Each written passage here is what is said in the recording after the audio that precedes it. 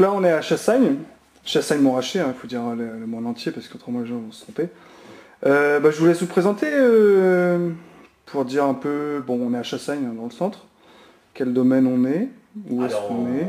on est venu ici chez quelqu'un pour qui j'ai vraiment beaucoup d'admiration, de sympathie, et puis on passe chaque fois un très bon moment. On est chez Philippe Duvernay, au domaine Coffinet Duvernay. C'est bien. Et c'est un domaine qui est franchement sympa, avec de très très belles bouteilles. On va maintenant laisser Philippe se présenter lui-même et nous expliquer en quelques mots qui il est, où nous sommes et qu'est-ce qu'il fait exactement. Voilà, merci Patrick pour cette présentation toujours aussi merveilleuse. Je suis donc Philippe Duvernay. Enchanté. J'officie sur le domaine de Coffinet Duvernay depuis maintenant, c'est mon 20e millésime. 20e millésime, d'accord. Voilà, c'est mon 20e millésime cette année.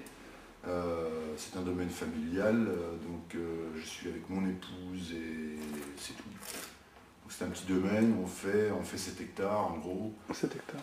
Sur quasiment toute la gamme des appellations, depuis les Bourgognes aligotés jusqu'au Grand Cru, donc, en passant par 8 premiers crus différents, des chassins de village, blanc, rouge, et un Grand Cru, un bâtard montrachet.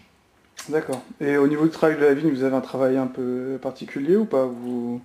Moi, je travaille beaucoup au feeling, Ouais. c'est-à-dire que bon, j'essaie aussi d'avoir un travail le plus naturel possible. D'accord.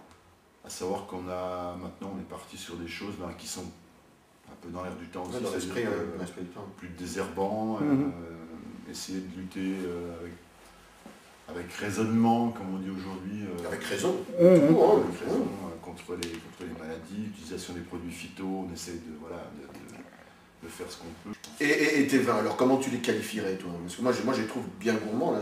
C'est pas toujours facile de qualifier ses propres vins. Moi, je les fais comme je les aime, je les fais comme je les sens. Déjà, c'est ce que je t'ai toujours dit, comme si tu veux faire un vin, un grand vin, enfin entre guillemets, il faut rentrer de la matière. Ouais. C'est ce qu'on est d'accord avec. C'est comme à la cuisine. Hein. Donc c'est ce que je dis toujours, le travail, le vin fini, c'est quand même 90% du boulot, c'est dans les vignes qui se passe, c'est pas dans les cuveries ou dans les caves. On n'est pas des sorciers, on ne peut pas faire du grand vin si on n'a pas une matière première en parfait état. Et voilà. Tout à fait. Et là, le travail, il se fait beaucoup à la vigne. Et puis après, comme disait Patrick, c'est des bons choix de fûts, une belle hygiène. Compréhension aussi de réflexion. Et puis en fait, on n'intervient pas énormément sur les vins. Moi, j'interviens quasiment pas. Pour faire simple, on presse en vendange entière, on récupère le jus, on débourbe quasiment pas, on met ça en fût, ça fermente. Voilà, faire du blanc, c'est quand même pas non plus... Oui, c'est pas... C'est pas comme le rose. Ça fait 7 ans que Philippe tient le même discours, hein. En gros, le vin se fait tout seul. Mais moi je sais en tout cas qu'en plein hiver, quand il fait vraiment très très froid, moi je vois un camion vert là-bas qui... Oui, mais ça c'est pas le vin, Patrick, tu confonds. Mais non, mais moi je veux dire par là que toi tu vas à ta vigne, parce qu'on pourrait croire, ouais, Chassagne, Puligny, les mecs ils se la pètent, etc. Moi je vois Philippe aller bosser dans sa vigne, moi quand je passe là-bas, parce que j'arrive pas à prendre un national pour la bonne, je prends toujours les vignes, et quand je passe dans la vigne, il est en train de tailler, quoi. Il a les pieds dans la gadoue, c'est lui qui y va. Donc n'imaginons pas le Philippe Duvernay avec son escouade qu'il envoie ça et là bosser. Non, moi je le vois, hein, il bosse sa vigne, il y est tout le temps. Je pense même d'ailleurs que c'est sa place. Moi je pense que c'est là qu'il se sent bien quand je le trouve là-bas, il est chez lui, quoi. Et voilà, il a sa place. Les bons vignerons, en général, quand ils sont dans la vigne, ils sont à leur place. On le sent, qu'on discute avec eux, ils sont bien, quoi. Comme un peintre devant sa toile, comme un boucher devant sa viande. Voilà. Non, je suis sérieux. Non, je suis totalement sérieux. Je suis aussi bien, moi je suis bien dans la vigne aussi, mais j'aime bien aussi, j'aime bien vinifier, j'aime bien faire goûter tes vins.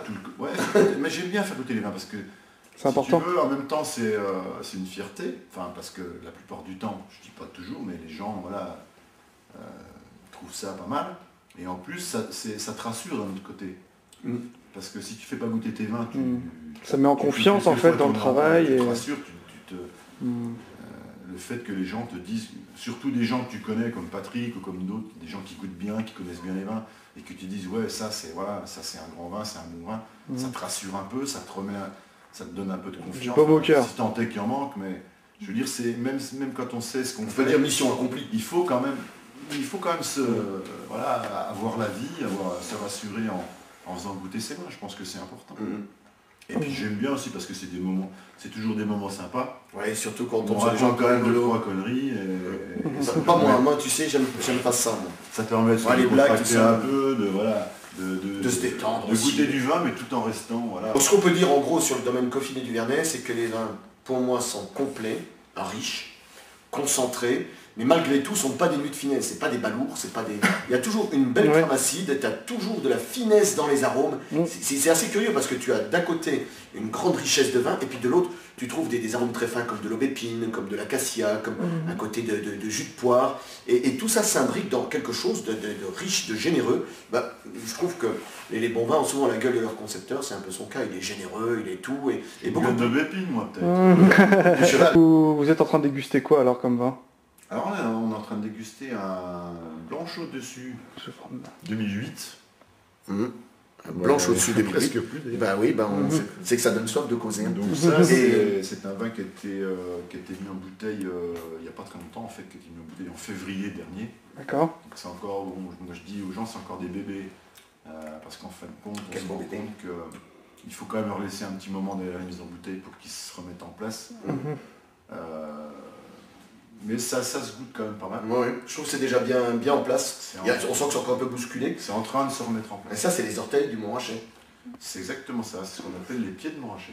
C'est les orteils du Montrachet, c'est vrai. Donc il y a le Montrachet, il y a un mur, une vigne qui descend. C'est l'essence un petit peu qui aromatiquement c'est assez complet aussi. C'est une belle cuvée, moi c'est. Un côté un peu strict quand c'est jeune, un côté un peu autoritaire. Mais... en plus, millésime 2008, qui a ce côté, ce petit côté aussi un petit peu tendu, un petit peu strict, un petit peu. Mais qui va, comme on disait tout à l'heure avec Patrick, qui va sûrement faire un truc qui va durer un moment. Ouais, moi je pense qu'il y a un potentiel de garde. Sur les 2008, je pense qu'il y a un potentiel. Enfin, ça va être assez étonnant. À mon avis, on aura un peu des vagues au début, mais après, je pense qu'on aura un vin qui tiendra longtemps. C'est possible que ça fasse un petit peu. On parle de 2008.